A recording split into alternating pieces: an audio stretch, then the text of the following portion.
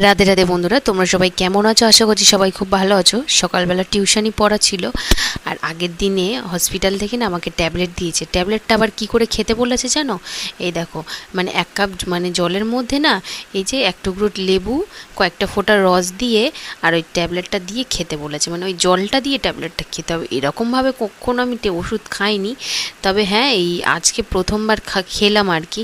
মানে মুখটা তো কেমন হয়ে গেছিলো। তোমরা কখনো এরকম খেয়েছো কি? আমাকে অবশ্যই কিন্তু কমেন্টে জানিও। আর তারপর স্নান টান সেরে নিয়ে এখানে চলে এসেছি দেখো রান্না করতে।